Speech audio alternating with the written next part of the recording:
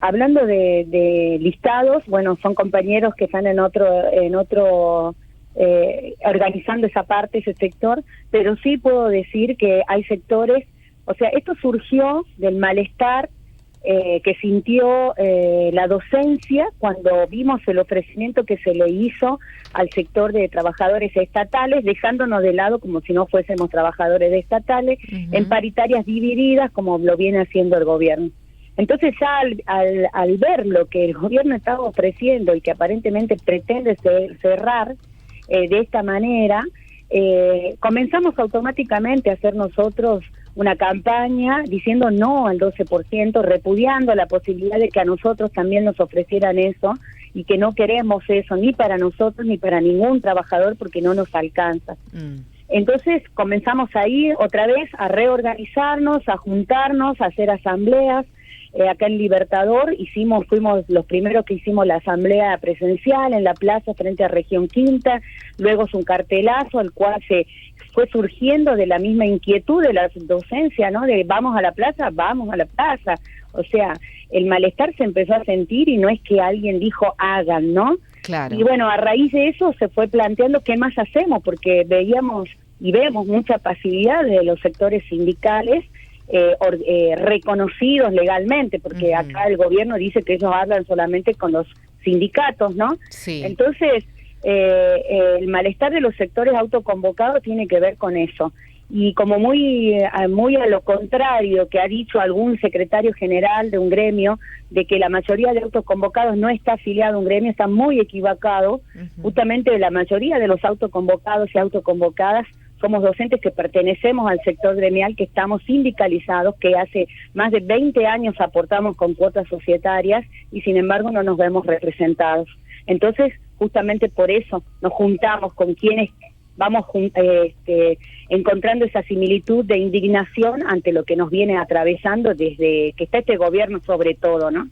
Entonces, así comenzó y bueno, esta semana se hicieron reuniones ampliadas, bueno, utilizando la metodología de las reuniones a través de Meet y se convocó a otros sectores viendo la situación de Jujuy, ¿no? O sea, los municipales anunciando un paro donde le ponían una conciliación obligatoria, donde también rechazaban el 12%, donde los hostigaban con la policía, otros sectores de trabajadores que también estaban en la misma situación, y lo que pasó con Bancaria. O sea, a medida que pasó 10 días que nosotros comenzamos con decir no al 12%, hemos visto que han pasado un montón de cosas en Jujuy y que se van de alguna manera reflejando en las luchas y el reclamo que venimos haciendo desde el sector docente. Martina, Entonces, ¿y qué lectura, ¿no? claro, y qué lectura tienen, Martina, frente a los resultados de las elecciones también, ¿no? Porque por un lado está el reclamo de estos sectores que, bueno, han decidido,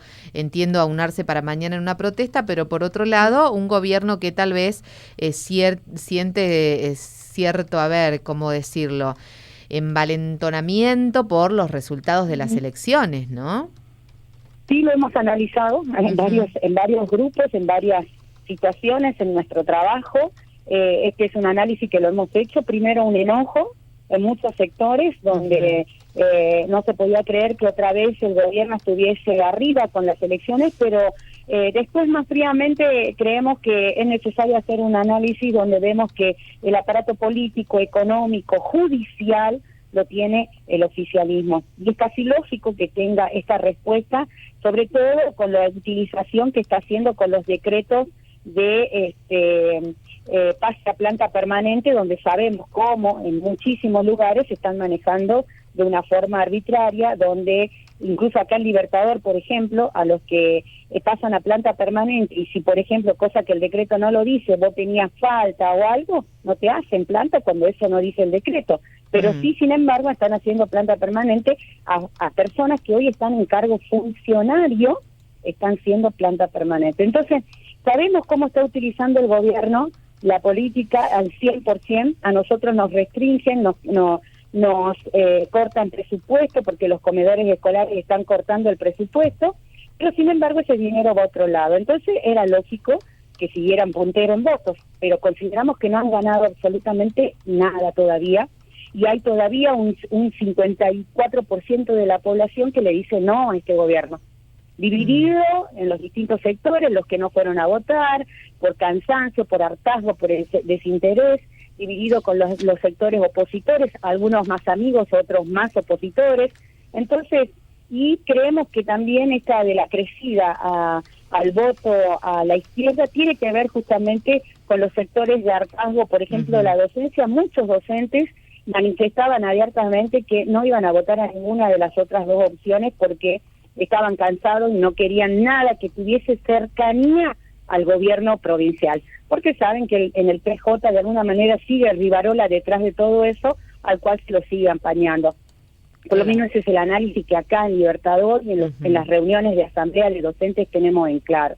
Entonces, se hace un análisis de esto. Y también le tratamos de explicar a las compañeras y compañeros de que el voto docente o el voto del trabajador estatal que lucha y resiste no es el voto el que va a definir una elección. No permitamos que el gobierno nos instale eso de que estamos contentos, porque no es así. Y justamente por esa misma razón, antes de las elecciones nosotros habíamos largado esta jornada de lucha porque queríamos demostrar que pasara lo que pasara, nosotros íbamos a seguir defendiendo nuestro derecho. Y no vamos a permitir que nos instalen ese discurso de que el pueblo los apoya. Más del 50% de la población no acompaña a este gobierno por el ajuste que nos viene realizando, por la persecución, hostigamiento y los sueldos de miseria que estamos cobrando, ¿no?